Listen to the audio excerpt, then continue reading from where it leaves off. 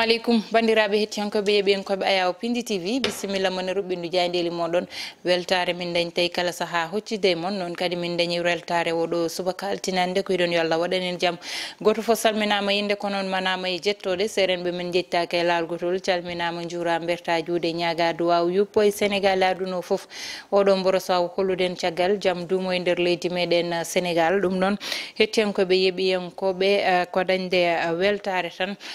artude e ko ɓuri tengtude banggue jayndeli ɗi hande noon ene jeeya hen ko ɓuri tengtude konngudi gardiɗo leydi ndi e haɓade banggal terrorisme ɗo e nder leydi meɗen Sénégal e forum mawɗo mo ganduɗa udditama ɗo e leydi meɗen ha tengte oɗo ɓiɗɗo debbo mo ganduɗa ko jangguintunoɗo baraɗo toon to diwan mo Thiès nane nder jayndeli ɗi duumi e banggal drogue e ko way noon nane nder jayndeli ɗi ko joni joni wonta so Allahu lamdo jaaɓi.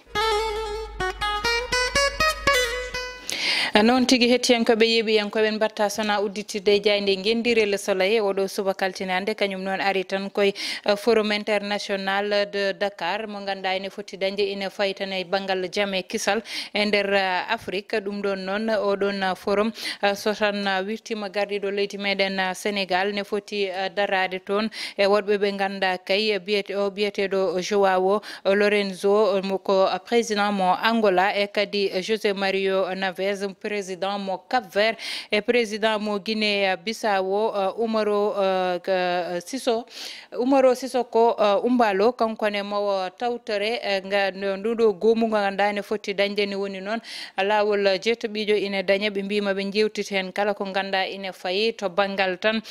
ko faye sécurité e nder Afrique ɗum noon ko tolne yimɓe temedde tato ina poti tawtorede ngal ɗo dental mangal garene jayde las kañum ne ari e ɗum ɗon tan caggal ɗum konngudi gardiɗo leydi suuti faade tan e oɗon forum wiidemo tan to banggal kay terrorisme ɗo e nder leydi meɗen Sénégal koko ganduɗa ene wawi tigui wonde ɗo kono noon kala no ɓe mbawi wadde maɓe daro hen oɗo ɓiɗɗo debbo noon mo ganduɗa ete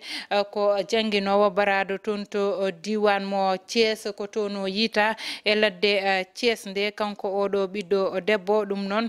mo wasi fittandu makko garen ha joni jayde quotidien Le Quotidien kañum ari tan e banggal forum o ha joni oɗo forum kay ɓe mbi Afrique ne foti darade ha joni tan gam jeyde hoore muɗum ɗum woni kongude ha ganda joni ene jeeya kongude gardiɗo leydi ndi suuti fanude e oɗon forum garene jayde Les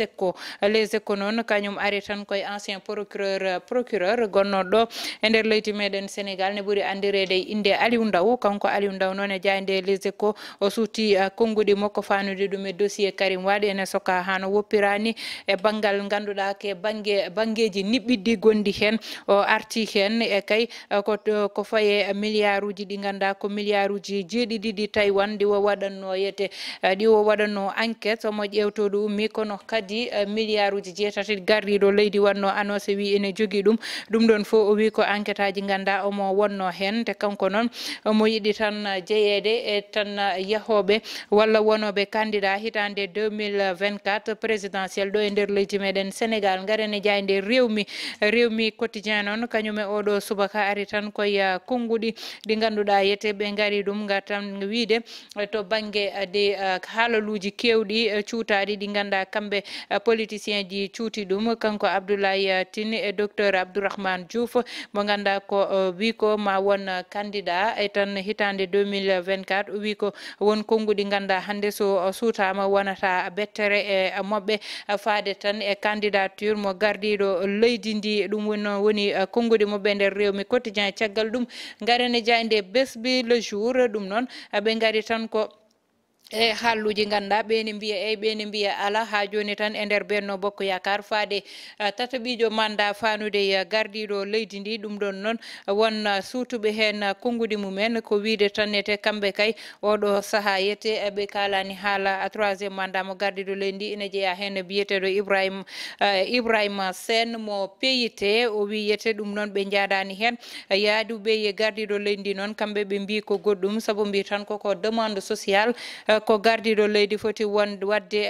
déposé candidature mo 3e mandat moɓɓe ɓe mbiyete kanko o mo ganduɗa kanko woni kay toon to diwan mo Benno Bokk Yakar to o suuti kay konngudi makko e wiide mo ha joni tan kamɓe ɓe darima gam wadde haqqe doole moɓɓe gam daranade gardiɗo leydi ha joni jayde tribune ɓe mbi Karim Wade oɗo saaha kay ɓe goni koye forcéde gam tan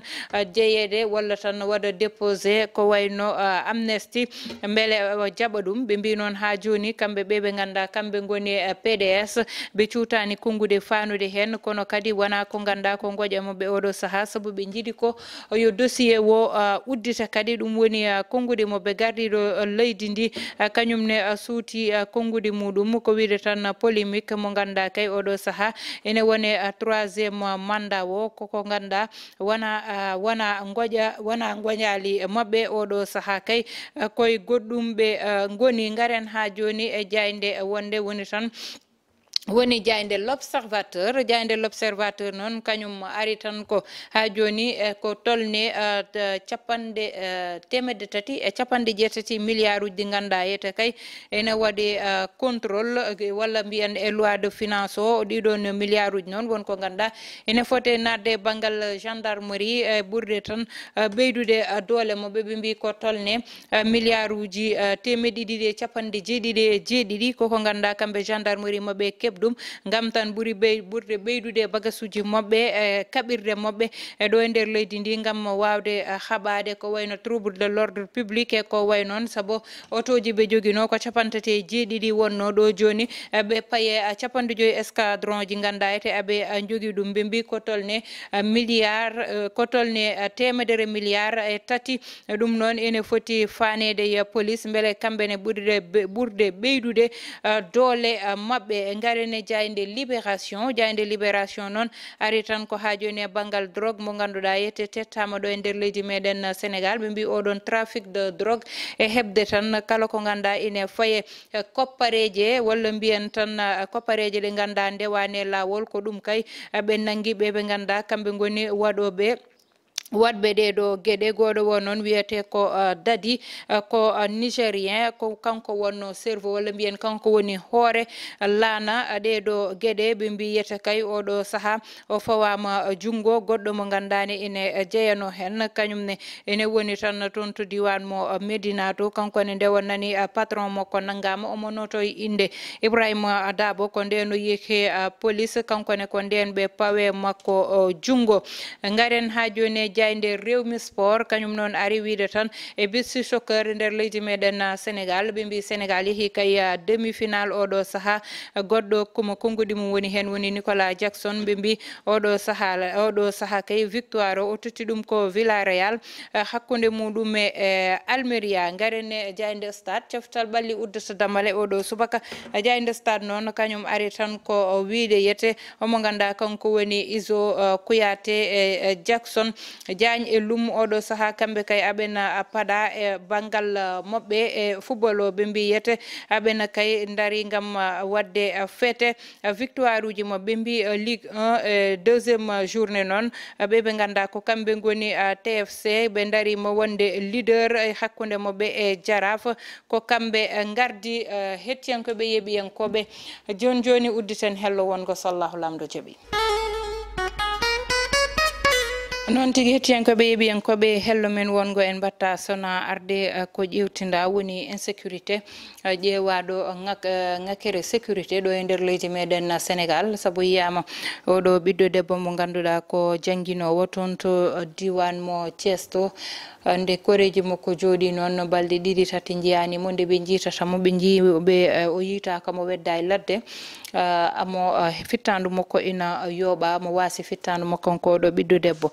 holko saabi ɗum e holko waɗi ɗum noon enquête nana rewa heccanki kadi yiyama toon to ganduɗa kadi ko kañum woni diwan mo Louga elle toon ne ngel ɗo ɓinguel dewel dañguel tan duuɓi 17 kankone baraɗo omo booma fittandu makko yooɓa kankone ƴewtindama kadi ko ɓenni ko ɓiɗɗo debbo mo ganduɗa ko joom galle muɗum tigui yooɓi fittandu muɗum ɗo e Liberté 6 so ɗum ɓennine kadi ƴewtindama oɗo ɓiɗɗo debbo mo ganda ko ɓiɗɗo pullo kañum ne mo joom galle muɗum yooɓi fittandu muɗum ne dañi tan duuɓi sappo e jeenayyi kañum ne fittandu muɗum ene yooɓa ene ƴewtinda tan hakkunde ne wawi wiyede lewru ndu ɗo ko ƴewtinda hen e wargolite fof ko rewɓe heewi ɗum ɗon noon ne foti ƴewtede sécurité o to banggal agression je ko way noon waɗe renforcé yimɓeɓe mballite ngal ɗon banggal police wasa woɗɗude e diwanuji ɗi banggal gongal ngal woni ɓe ganduɗa yete ko wayno joom galleji mumen bomoto ɗumen e nder dewle mumen saabu saaha foof e nder dewle ɗe wonko heewi yeɓede hen ine yeeɓe ha yetto ɗo ganduɗa hankkadi ko wargo arata hen walla ko way noon ɗum ɗon noon hande ine foti dartede so cukalel woodi ko yi e nder dewgal muɗum yo jignaɓe muɗum gudditan ɗum dame yo jignaɓe muɗum keɗo ɗum yo jignaɓe muɗum ƴeew décision ji mbawi ƴettande cukalel ngel saabu won sukaɓe ganda hande so dañi duuɓi sappo e jeetati fayi sappo e jeenayyi nogas ne mbawi ƴettande koye mumen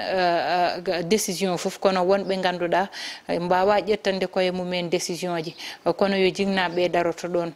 hoto neɗɗo wi tan so waɗi ni mi bonna dewgal mum wiye ko min waɗi ni walla min waɗi ni saabu hande sa tumama wiyama mataw ko an woni ittuɗo dewgal ngal ɓurata wiyede on jeebima ha cukalel ngel warama walla wasi fittandu muɗum wonko ganda hande ine yeeɓe e nder dewle sukaɓe saabu sukaɓe ɗiɗo wonduɓe o so dañi duuɓi nogas ne o dañi duuɓi sappo e jeenayyi ɓe goddodirani haqqillaji ko hakkillaji sukaɓe tan goni ɗon hande wonko ganduɗa ete so kewi hen ko jignaɓe poti darade guila e law darono ɗum ƴeewa kala ko mbawi wadde hen mbaɗa ɗum hen so jaari ni serdude ɗiɗo ɓeɗon ha ƴewto hakkude mabɓe holno wawi wonirde mofta ɓinguel ma dewel aɗa yewtida e mum ɓene mofta ɓinguel mumen gorel ene yewtida e mumen ha haqqillaji arta goto fof wawa ruttade e goɗɗo o ɗum ɗon fof ko haqqillantagal wonta kono ɗum fof noon il faut jignaɓe jaɓa ƴettude woni décision ji e gueɗe ɓiɗɓe mumen mbawa wallidde ɗumen saabu cukalel kam ko cukalel tan kala ko hakkille mum nangui fof sikkata ko ɗum woni gonga hettiyankoɓe yeeɓiyankoɓe Ayaw Pinji TV ko ɗo guddeten roɓɓindu jayndeli meɗen oɗon jogui onon e miijoji moɗon nani faade e nder commentaire uji yo Allah waɗanen jaami kisal bani mon debbo Aissata Ndiaye wonno heɗon en e banggal caméra o ko Mansour Sow alias Thiat wondude Ibrahima Thiambal